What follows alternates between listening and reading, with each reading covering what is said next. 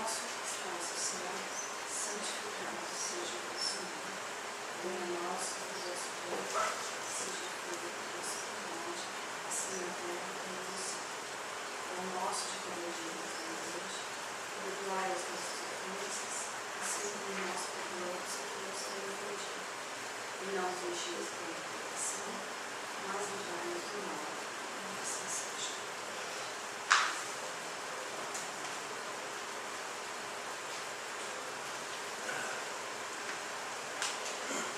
Eu acho que eu já cumprimentei vocês, né? Boa noite de novo. Né? É sempre bom a gente vir numa casa nova, conhecer novas pessoas, né?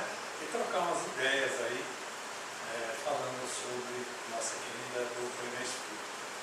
Eu escolhi esse tema, o Cristo Consolador, porque há uma certa dúvida com relação a quem é o Consolador prometido.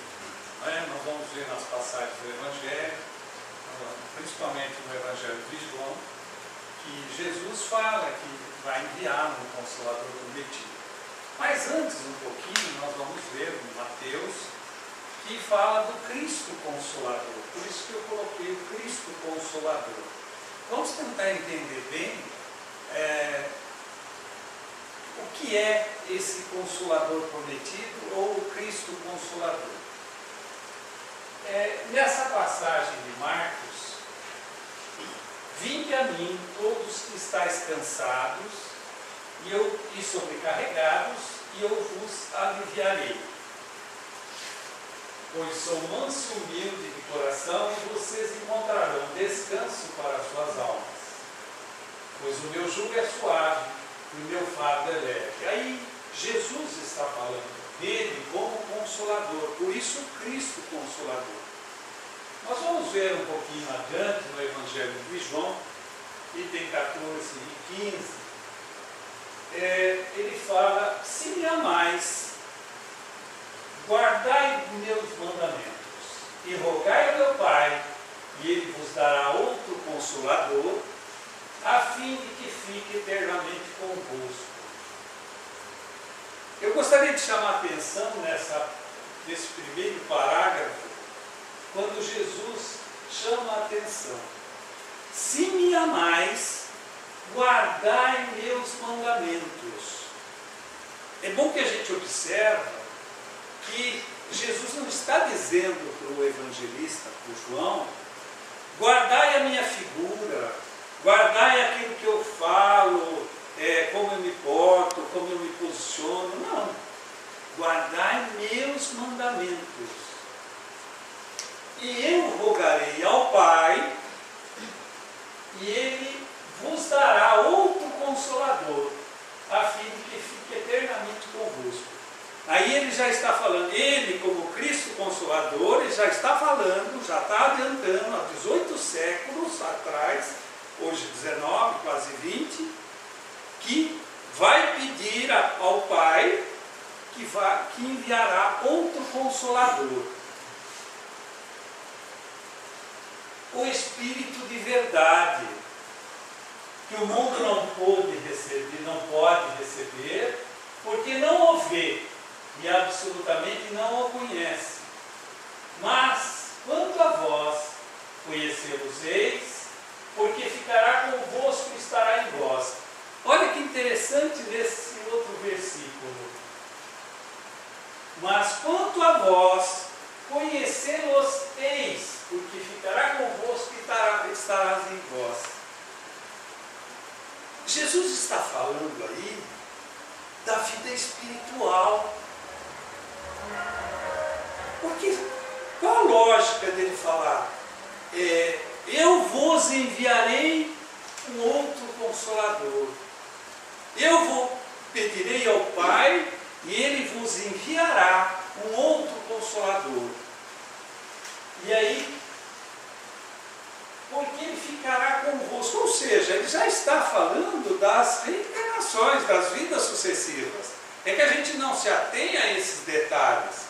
Mas Ele está falando, vocês vão receber um outro Consolador. Vocês que estarão lá. Não é? Então, já nesse aspecto, Ele já mostra das muitas moradas da casa do Pai. Eu vos tenho dito estas coisas enquanto permaneço convosco. Aí ele já está dizendo que ele vai ficar pouco tempo lá.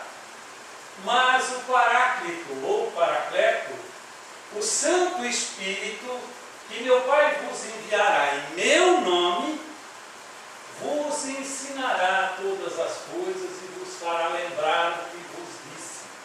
Olha que interessante.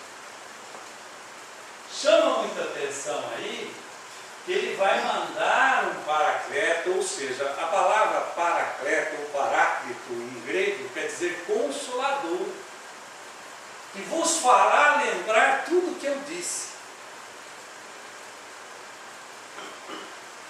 E aí no Evangelho segundo o Espiritismo, logo de cara, todo mundo estuda o Evangelho. Eu acredito que aqui todos vocês já sabem de cor e salteado todos os capítulos, certo? Não, quem já o pessoal sabe, sabe todos. Então lá, por exemplo, eles sabem qual é o primeiro capítulo. Vocês sabem qual é o primeiro capítulo do Evangelho ou não?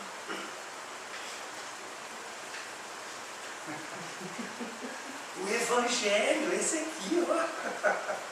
Mas é brincadeira, mas a gente não lembra. A gente lê todos os dias, faz Evangelho no lar, mas não lembra. Mas o que eu quero chamar a atenção é dessa frase aí, que é do prefácio do Evangelho segundo o Espiritismo. No segundo parágrafo, são 4 parágrafos. O prefácio, a primeira página aqui, quem dá essa mensagem é o Espírito de Verdade. E lá atrás nós vimos agora há pouco,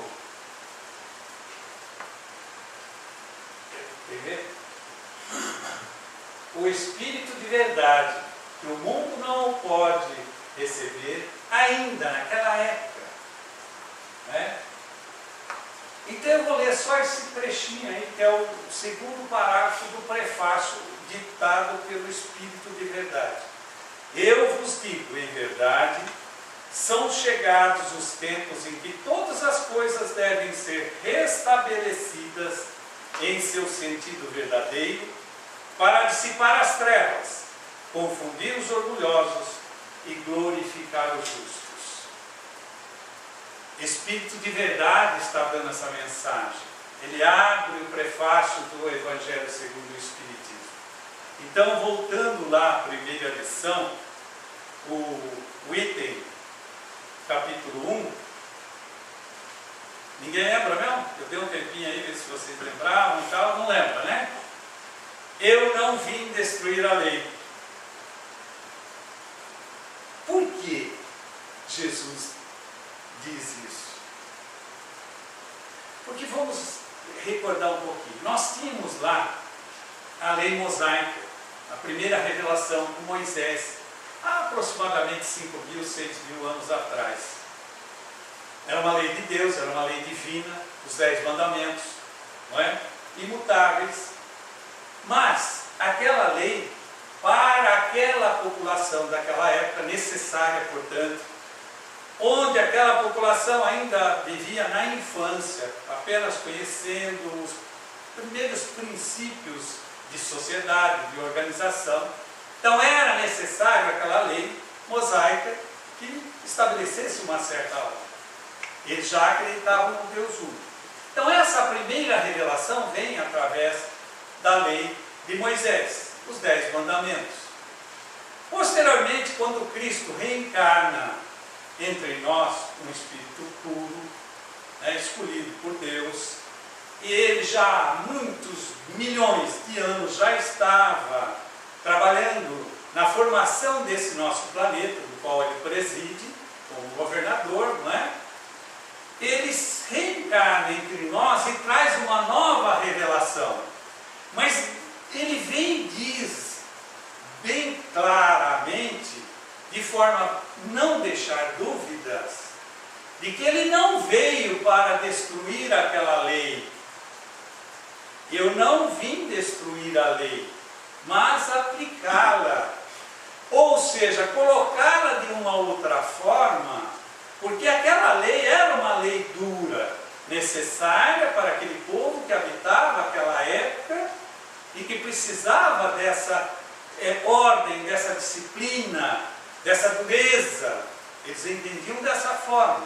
Jesus veio trazer nessa nova revelação o amor, a solidariedade, o perdão. O perdão. Isso foi muito importante. Então nós temos aí a segunda revelação através do Cristo Consolador. Vós que estáis cansados, não é? Venha a mim, que eu vos aliviarei. Ele fala tudo isso nas bem-aventuranças. Ao ressuscitar, entre aspas, ao ressurgir em espírito após ter sido enterrado no Gólgota, ele quer dizer, olha, nós não morremos, nós somos criaturas imortais. Ele já tinha dito em várias outras passagens das vidas sucessivas, das várias moradas da casa do Pai. Quando Pilatos pergunta a ele, sois reis? Sois rei? Ele fala, não, eu não sou, o meu reino não é deste mundo, mas tu és rei?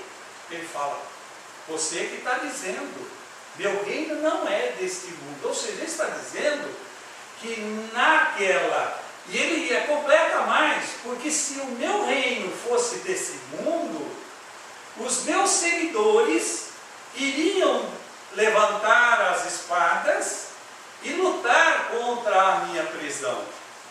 Eles não a fizeram, porque o meu reino não é deste mundo.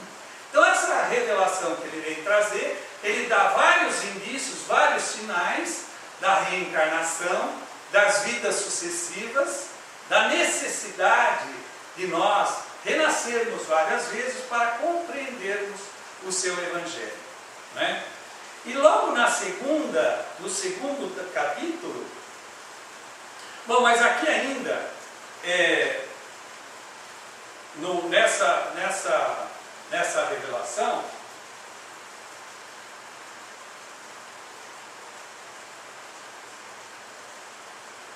do Evangelho, Kardec, ao elaborar o Evangelho, o que ele faz? Ele parte do princípio de estudar as leis morais do Cristo. Ele não se preocupou com os milagres, com os atos do cotidiano, nada disso. Ele se preocupou apenas com os atos morais, os ensinamentos de Jesus, que eram importantes. Mas vamos entender um pouco como é que nasceu o Evangelho segundo o Espiritismo. Primeiro ele organiza o Livro dos Espíritos. Em 1857, ele edita a primeira edição, com 500 e poucas questões, depois uma nova edição, com 1018, algumas versões de 1019. Em 1857, então, ele lança o Livro dos Espíritos, tendo por base os fundamentos da doutrina espírita, contendo toda a filosofia, não é? Todos os ensinamentos trazidos por espíritos iluminados, entre eles Santo Agostinho, Santo Luís, Erasto, o próprio Paulo, o apóstolo Paulo, João, o evangelista, ele dá a mensagem, o Espírito de Verdade ajuda, sempre ajudou, não é? Então ele traz ao mundo o Espiritismo em 1857. Logo depois, havia necessidade da complementação do Livro dos Espíritos, daquela filosofia, precisava comprovar aquilo, não é? E aí então ele organiza todas aquelas comunicações que não foram dadas por um único Espírito. Enquanto que nós tivemos na primeira revelação, a revelação de Deus através de um único homem, Moisés, nós temos na segunda revelação através do Cristo Consolador, mas essa terceira revelação, que é chamada, que nós chamamos o Espiritismo, foram trazidas essas revelações pelos Espíritos iluminados. Não foi de um homem, foram de vários médiuns, em todos os locais. E ele coordena esse trabalho de organizar. Ele apenas organizou, mas ele era uma pessoa adequada e foi escolhida pelos Espíritos para fazer aquela tarefa. Então ele edita, compila, organiza o livro dos médiuns, logo após, 2 anos após, e traz o livro dos médiuns, falando da parte científica, filosófica do Espiritismo. Aí provando as relações dos encarnados com os desencarnados. Então ele vem mostrar a existência do mundo espiritual e dos espíritos, comprovando através de pesquisas e análises dedutivas. Ele usou o método dedutivo. O Alexandre é engenheiro. O Alexandre usa a ciência, mas não usa o método dedutivo. Você usa também o método dedutivo, Alexandre? O seu é o método científico, né? Tem que ter a prova. Mas como que você vai provar o mundo espiritual a não ser pelo método dedutivo? Não tem como. Ah, eu provo a reencarnação. Mas como você prova? Para reencarnar você pode saber, você faz dedução que você é a reencarnação daquele espírito que habitou em outro corpo, numa outra vida, mas uma prova concreta não tem, só tem através das declarações do próprio espírito. Então, através desse método dedutivo, Kardec vem, compila, edita o livro dos médiuns. Mas Kardec ele trabalhava incessantemente, porque logo após ele lançar o livro dos espíritos, o livro dos médiuns, ele foi quase que escorraçado da sociedade parisiense da época. A igreja combateu muito, todos os jornais combatiam demais, e ele não se desequilibrou. Ele respondia milhares de cartas todos os meses, compilava a revista espírita, todo mês, pontualmente, ele editava a revista espírita e respondia e recebia correspondências do mundo inteiro das comunicações. Ele tinha que ler, ele tinha que analisar, ele tinha que submeter à prova de outros médiuns para fazer a análise, para ser uma coisa bem próxima da verdade, bem verdadeira. Ele tinha essa missão. E ele estava já cansado quando São Luís, que era um médium, que era um espírito que o assessorava desde o início, um dos, né? Aconselha ele, para um pouco, dá uma descansada, sai um pouco dessa, você está muito exausto. Ele, não, eu não posso parar, eu estou embalando, ele vai.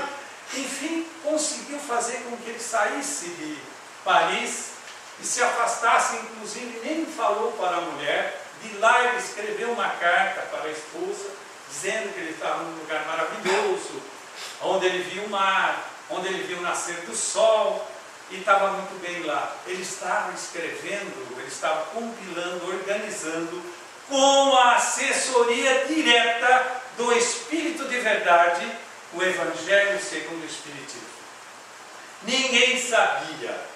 Porque antes ele tinha tido um diálogo com o Espírito de Verdade. Quando ele recebe umas pancadas, e ele não sabia o que era, porque ele não era um médium ostensivo. Kardec ele tinha intuição, ele recebia as comunicações dos médios, através dos médios, mas ele próprio, ele não recebia a comunicação. E ele pergunta ao espírito que estava sempre com ele, um espírito brincalhão, mas um espírito elevado, Zéfiro, quem é esse que bate? Ele falou, é o seu espírito familiar. Espírito familiar, ele é familiar, ele está sempre junto com você, ele que preside todo esse nosso trabalho. Kardec não imaginava a elevação daquele espírito familiar. Mas Kardec, curioso, queria saber quem era. E ele, de um modo indireto, não diretamente, porque se fôssemos nós, ia já perguntar, quem é você? Quem que você foi, né? porque, né, o parente que é meu, você é meu avô, minha avó, meu tio? Não. Ele fez dar várias perguntas, se possível, tal. O Espírito responde: para ti sou apenas a verdade. Aí, a verdade tal, né, quis tal, mas quando habitastes aqui, era encarnado em alguém conhecido, ou seja, ele indiretamente queria saber quem era. O Espírito falou: não, para ti eu sou a verdade, e basta. E vou estar contigo uma vez por mês, por 15 minutos, por um quarto de hora, eu estarei à sua disposição. Mas Kardec ainda não estava manjando quem seria esse Espírito de verdade, não é? E aí ele vai, se afasta e começa a fazer. E ele não fala nem para o editor dele, que era o Didier, que ele estava escrevendo esse livro. E aqui numa mensagem, aqui numa passagem, deixa eu ver se eu acho aqui.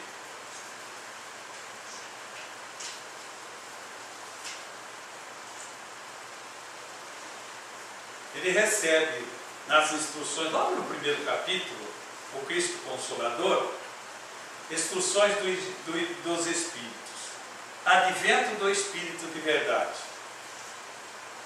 Ele tem aqui o item 5, mas o que mais me chama a atenção é esse item aqui. Espíritas, amai-vos, eis o primeiro ensinamento. Instruí-vos, eis o segundo. Todas as verdades se encontram no cristianismo. Os erros que nele se enraizaram são de origem humana. E eis que, além do túmulo, que acreditáveis o nada, vozes vos clamam: irmãos, nada perece. Jesus Cristo é o vencedor do mal. Sede os vencedores da impiedade. O Espírito de verdade falando diretamente ali, dando as instruções no Evangelho.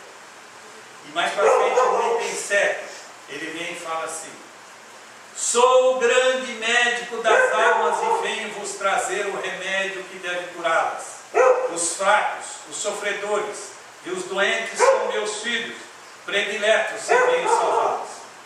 Vinde, pois, a mim, todo vós que sofreis e que estáis sobrecarregados, e sereis aliviados e consolados. Não procureis a-lhes a força e a consolação, porque o mundo não as pode dar. Deus fez aos vossos corações um apelo supremo pelo Espiritismo. Deus que a impiedade, a mentira, o erro, a incredulidade sejam extirpados de vossas almas doloridas. São esses os monstros que se saciam de vosso sangue mais puro e que vos ferem quase sempre mortalmente.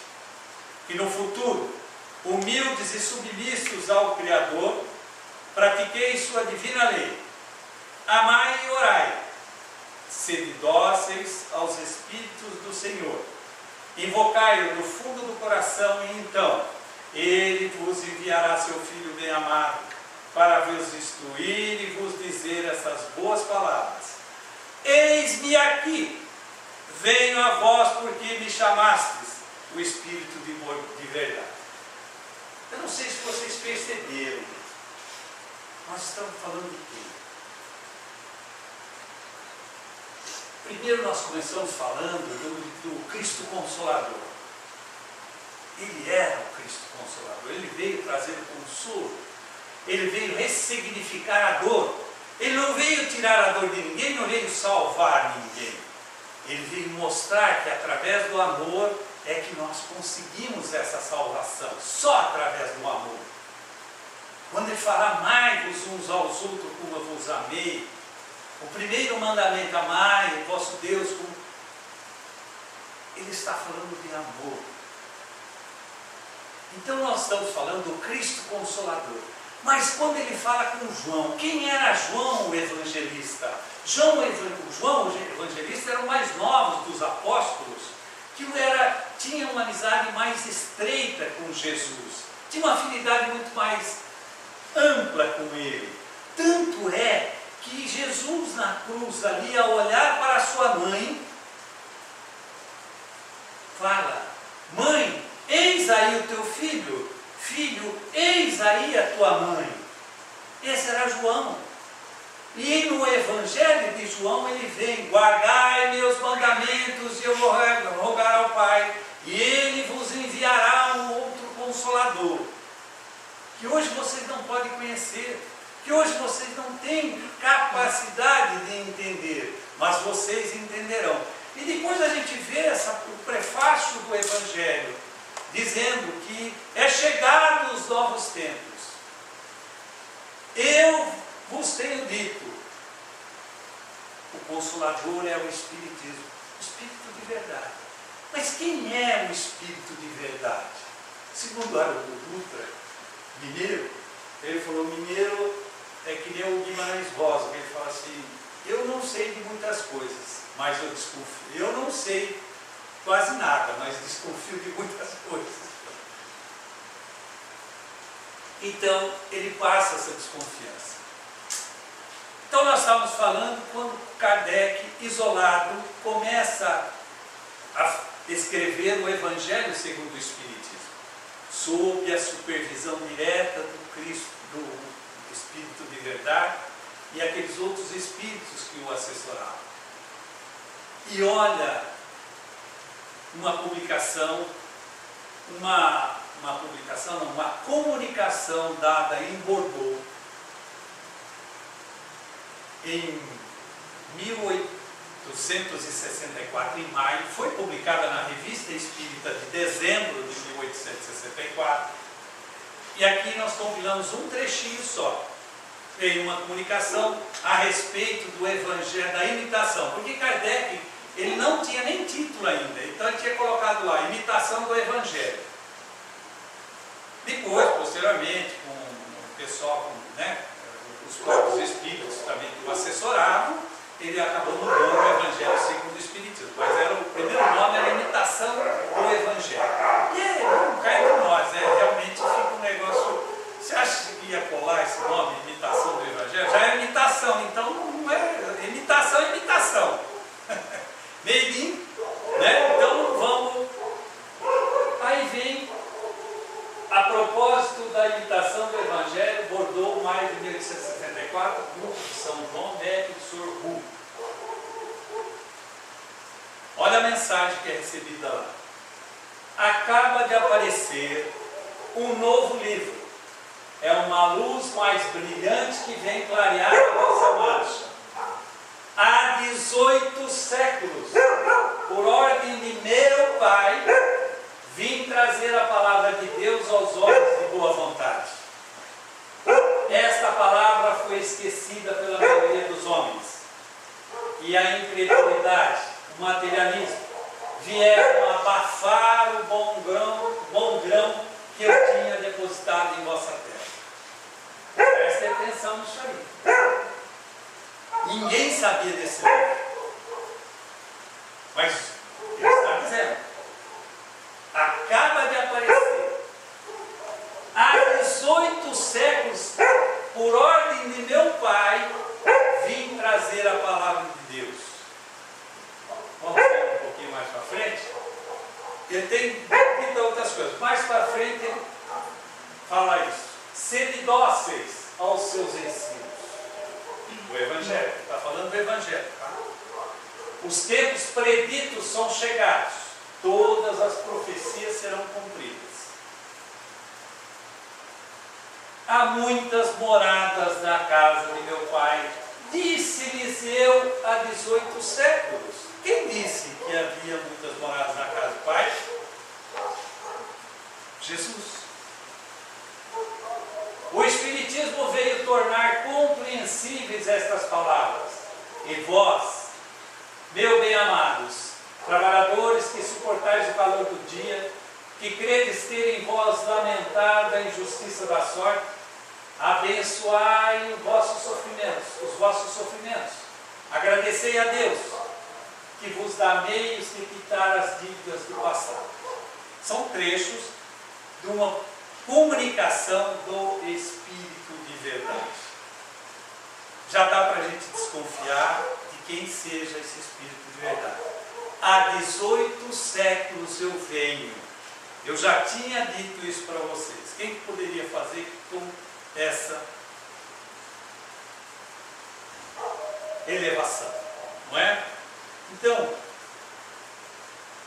hoje nós não podemos ter dúvida que quando João, no seu Evangelho, fala que Jesus ia ao Pai, mandar um novo Consolador prometido, ele estava falando do Espiritismo, ele estava falando do Evangelho segundo o Espiritismo, que viria trazer todas aquelas coisas que Jesus já havia dito, mas que eles não tinham compreendido, e outras que eles não podiam compreender na época. Ele estava falando exatamente do Espiritismo. E o que é o Espiritismo na nossa vida? O que o Espiritismo veio trazer para nós? Será que nós, espíritas, temos realmente com plena consciência do que é essa doutrina em nossas vidas? O que é essa doutrina? Por que ela é consoladora?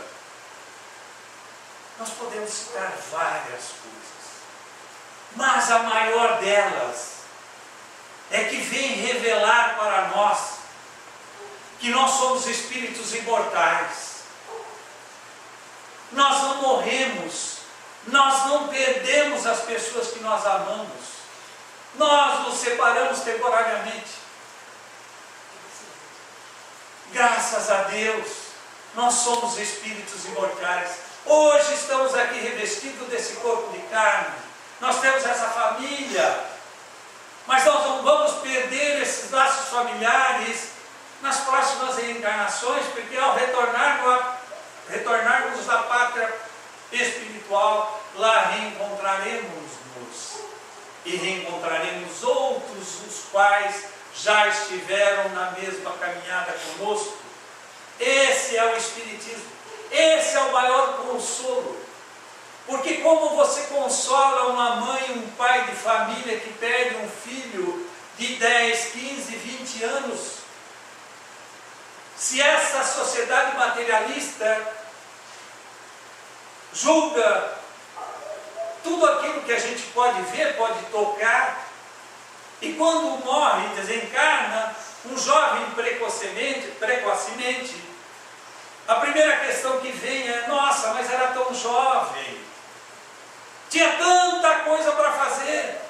Não, tem ainda, não morreu, apenas mudou, houve uma alteração na sua vida, sem prejuízos, ele continua, ele vai reencarnar novamente.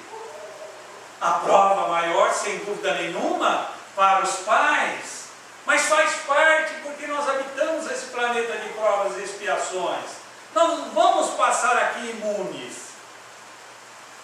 mas o consolo é que nós vamos reencontrar, e o consolo é que aquele jovem não morreu, passou para a espiritualidade, vai estar próximo de nós e vamos reencontrá-lo.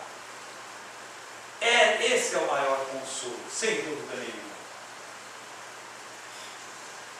Mas o Espiritismo tem por missão fundamental, entre os homens, a reforma interior de cada um, fornecendo explicações ao porquê dos destinos, razão pela qual muitos conceitos usuais são por eles restaurados ou corrigidos, para que se faça luz das consciências e consolo nos corações. Assim como Cristo não veio destruir a lei, porém cumpri-la, a doutrina espírita não veio desdizer os ensinos do Senhor, mas desenvolvê-los, completá-los e explicá-los em termos claros e para toda a gente, quando foram ditos sob formas alegóricas. André Luiz, no livro O Espírito de Verdade, ele traz essa mensagem para nós. Então o Espírito espiritismo é muito mais do que isso que nós simplesmente imaginamos. Uma nova religião, não, o espiritismo é algo muito grande para nós analisarmos do fundo dos nossos corações. O espiritismo não veio para competir com nenhuma religião, nem para combater nada, absolutamente. Ele veio para ajudar as demais religiões.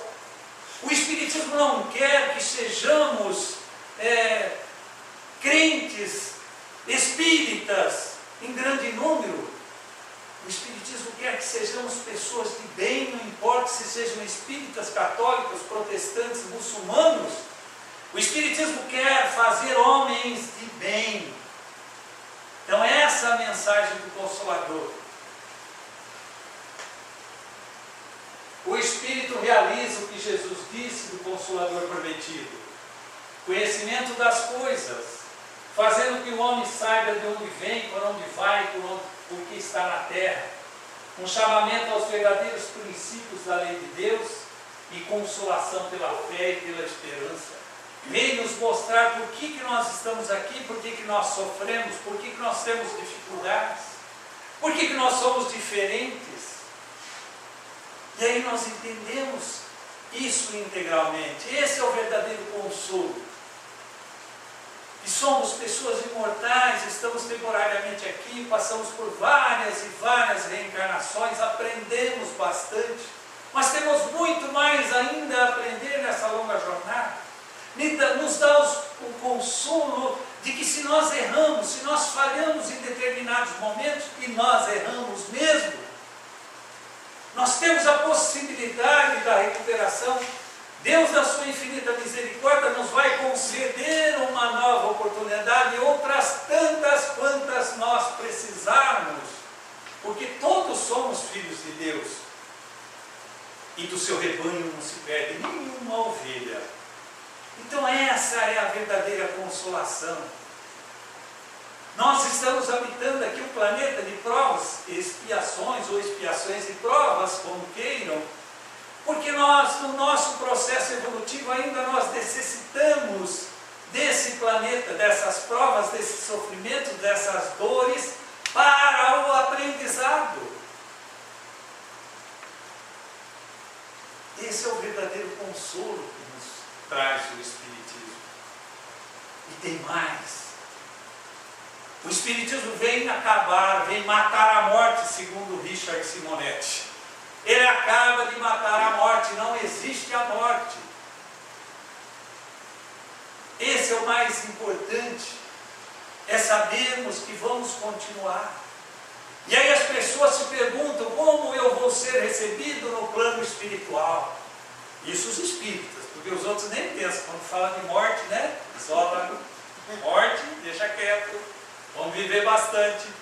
Mas nós, espíritas, não temos medo da morte. Se eu perguntar aqui, eu sei que absolutamente todos vão falar que não tem, nem vou perguntar.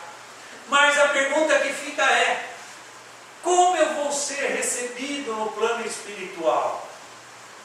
Vocês já se perguntaram isso? O que você vê lá? Como é que eu vou ser recebido lá? Será que é com um tapete vermelho? Aqueles anjinhos tocando flauta? Será que é assim? E eu respondo da seguinte forma: da mesma forma que vocês são recebidos aonde vocês chegam, nas suas casas, nos seus trabalhos, onde vocês estudam, na sociedade, nas festas que vocês frequentam, vocês serão recebidos exatamente dessa forma. Por isso, o Espiritismo vem nos mostrar o porquê que nós estamos aqui. Nós estamos numa escola de aprendizado, e esse aprendizado era para fortalecer os nossos laços e prepararmos o caminho do nosso futuro. Nós vamos estar exatamente lá como nós preparamos a nossa vida aqui. É o resultado, é a somatória de tudo que nós fizemos. A avó do Nazil, e acho que muitas vós por aí, já disseram, em caixão não tem gaveta. Ele falou essa palestra comigo, eu achei interessante. E é, a gente ouvia isso, né? Os antigos já ouviam isso aí. Caixão não tem gaveta, não adianta você ficar acumulando, que não vai ter uma gavetinha para você guardar o dinheiro, as joias, nada. Você só vai com o espírito e o seu perispírito para o lado de lá. Nem o seu corpo físico, esse fica. Mas o que vai nesse corpo, nesse espírito, o que vai agregado, é aquilo que Jesus já pronunciava há 18, há 20 séculos atrás. A cada um será dado de acordo com as suas obras. Jesus não falou, a cada um será dado de acordo com a sua religião, de acordo com a sua crença, de acordo com a sua cor, com a sua... enfim. É de acordo com as suas obras. Por isso que ao longo das jornadas dessas vidas sucessivas, nós estamos agregando conhecimento, coisas boas, coisas ruins também, ruins também. Porque nós vimos no Evangelho o Espírito de verdade, e o Espírito de verdade, agora já sabendo de que naipe é ele fala: espíritas, só há 2 mandamentos, só 2. Amai-vos, esse é o primeiro. Amai-vos. Quem ama não mata, não rouba, não assalta, não faz sacanagem com ninguém. Instruí-vos, esse é o segundo. Por que instruí-vos? Porque é através do conhecimento é que nós vamos desapegando dos nossos atavismos do passado, das nossas culpas. É só através do conhecimento é que nós vamos combatendo as nossas más tendências, as nossas más inclinações. E logo mais na frente, Kardec deixa expresso também que nós conhecereis o verdadeiro espírita. Vocês lembram dessa passagem ou não? Qual é o verdadeiro espírita?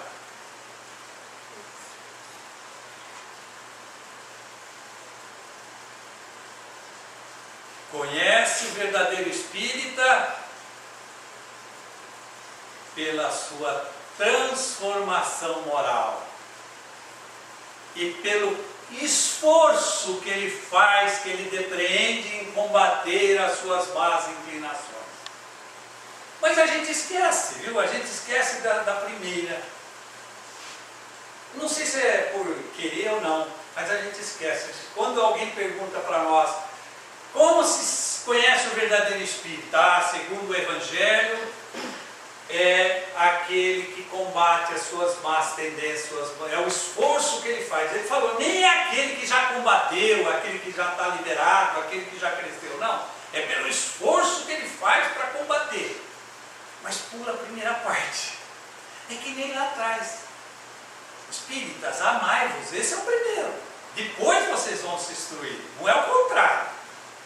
Aqui ele está falando, transformai-vos, depois combata. Porque só através do combate, do conhecimento, da transformação moral, e essa transformação moral se dá diretamente com o segundo mandamento que o Espírito de verdade deixa para nós: amai-vos. Eu só posso me transformar se eu conhecer. Mas para conhecer eu preciso amar. É uma sequência.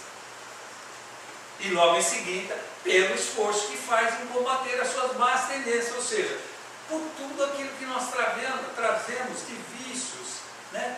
De apegos, materialistas que somos ainda, né? Estamos muito presos à matéria. Então, esse combate constante que nós temos que fazer no nosso dia a dia é que vai nos transformar para sermos homens de bem, pessoas de bem.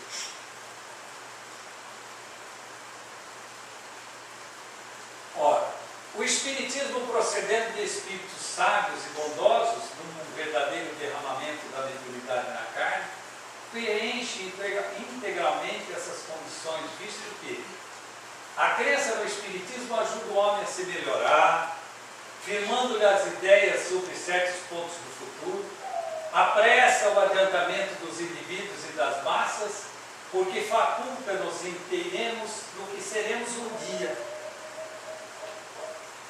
Ele nos clareia, ele nos traz, ele abre a cortina para nós entendermos a nossa verdadeira vida. Nos mostra um futuro luminoso, nos mostra um caminho, nos dá orientação. Basta que nós queiramos aceitar, queiramos fazer, colocar em prática esse conhecimento que a gente adquire. Então o Espiritismo vem para preencher esse vácuo. Ensina-nos, porém, que a fé ilumina o caminho.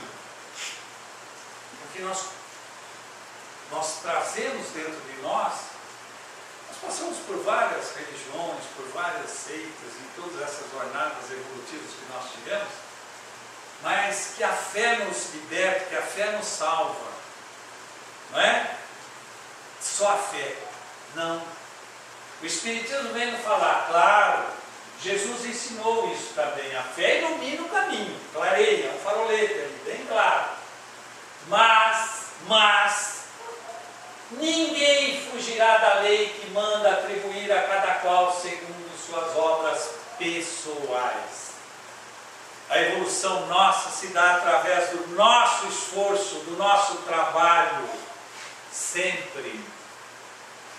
E não adianta ser um trabalho só individual. Ninguém é feliz se o vizinho, se o companheiro, se alguém que está próximo não é feliz. Nós só vamos ser felizes quando todos estiverem felizes.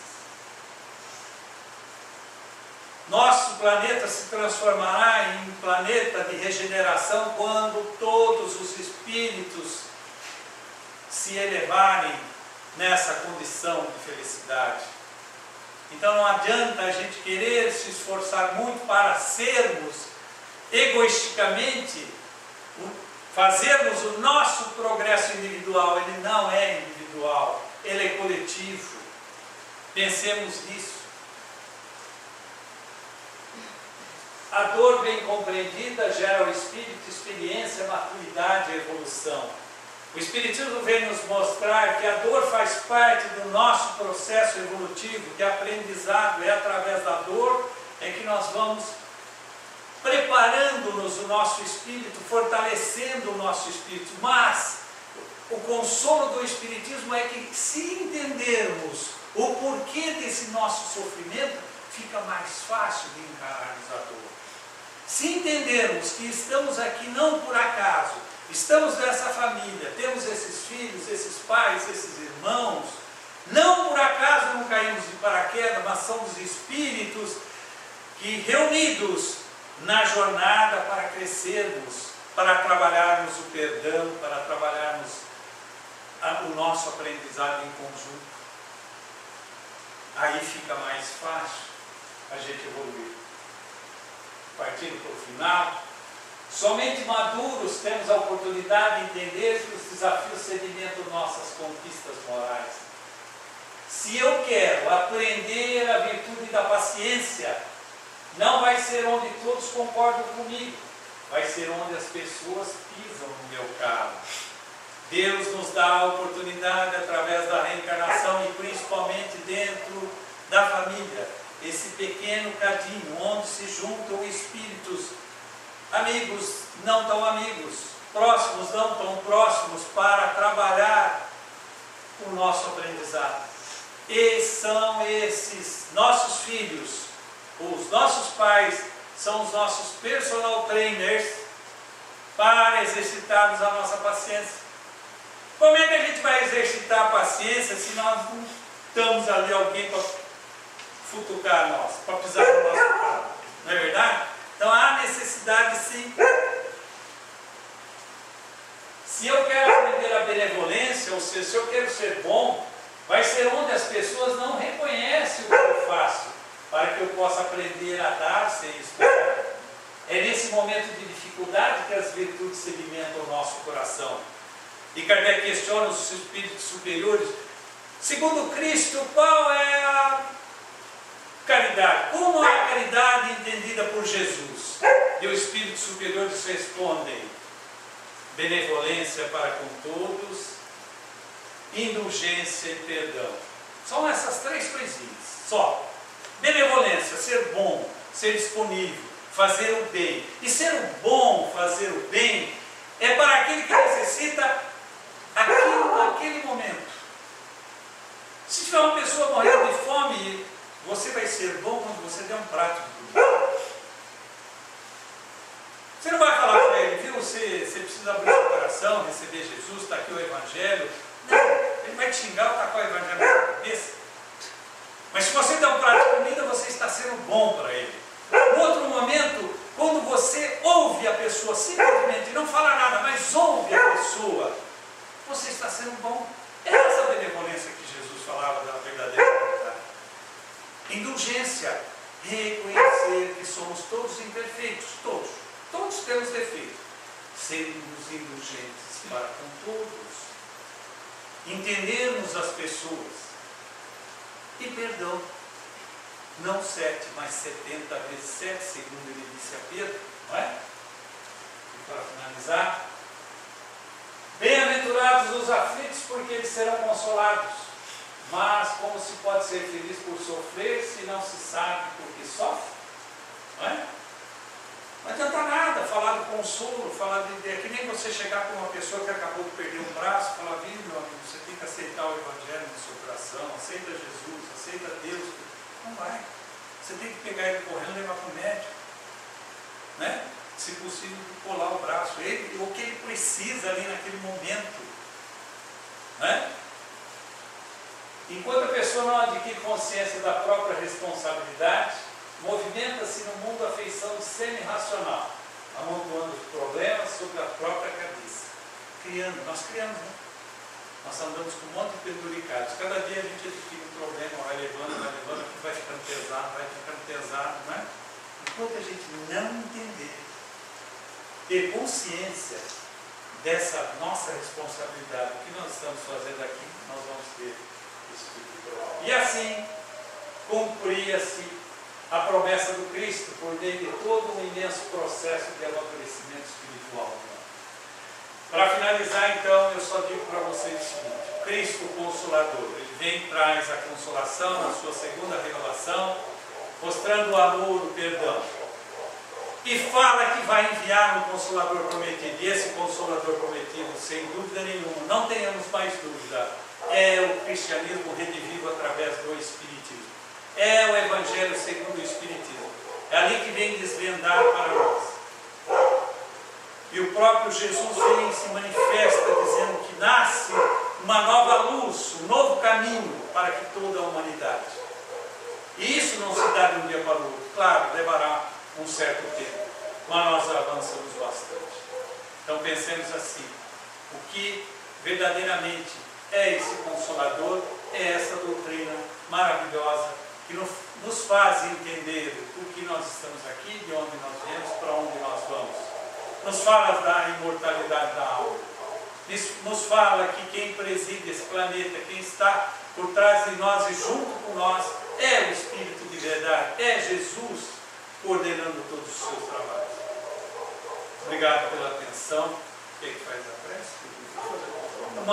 Vamos manter os nossos pensamentos elevados, agradecendo a Deus, nosso Pai, a Jesus, nosso Mestre, a oportunidade de estarmos aqui nesta noite, quando buscamos relembrar um pouco do seu Evangelho, que essas lições sejam o pavimento do nosso caminhar seguro, que elas nos tragam novas esperanças e consolações para seguirmos adiante, para que sejamos cada dia pessoas melhores, combatendo em nós as nossas más tendências, as nossas tentações, e assim crescermos uma espiritualidade maior. E assim, querido Mestre Jesus, com as suas bênçãos, e vamos encerrar os trabalhos dessa noite. Pai nosso que estás no céu.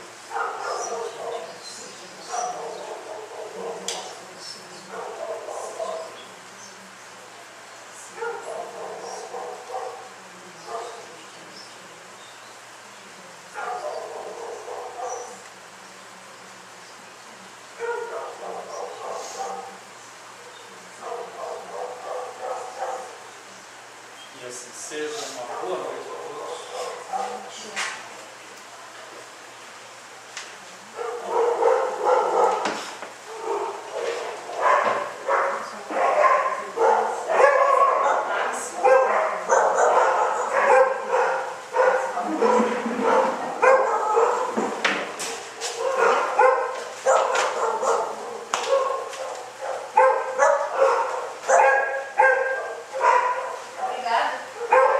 Eu que agradeço. A senhora aqui deu uma força para mim, a senhora nem imagina. Nossa, ó, eu que agradeço. Tá jovem. Tá jovem. Ih, tem muito chão pela frente. Mas eu estou aqui, eu tenho uma missão da não acabou, né? Exatamente. Tá firme e forte aí. Eu vou minha pontinha, mas eu fiquei. Mas eu estou esperando comprar coisa. Ah, então, vai ser, é isso aí. Com certeza. Com certeza vai se encontrar depois. Chamar, eu vou, ó, Vai embora. Isso é importante. Isso que é gostoso, né? A gente saber que vai reencontrar, que vai. Então isso é bom. e também acreditava muito nisso. Ah, que bom. Assim fica melhor, né? E era uma família espírita. Ah, que bom. Vai estar lá esperando, tá junto, né? Saudade de mim, eu tinha saudade de mim. É, exatamente. E assim é bom. Assim é importante.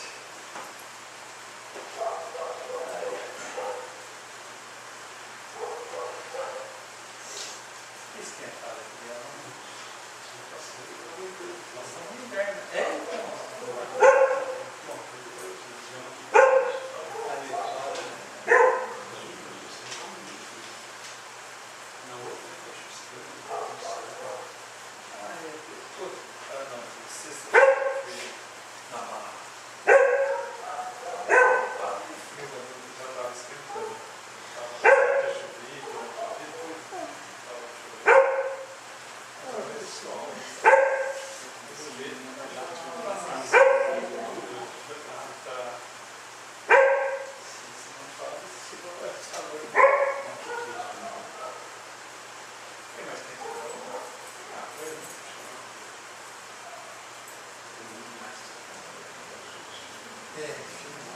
Nossa, minha filha falava.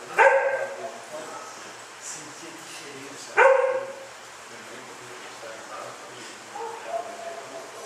Passou do lado, é, vai entender, né?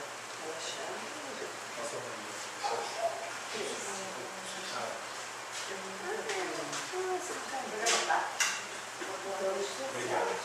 Obrigado a você. Tchau. Tchau. Tchau, tudo de bom, viu? Tchau. Vamos? Ah, você vai tomar passe?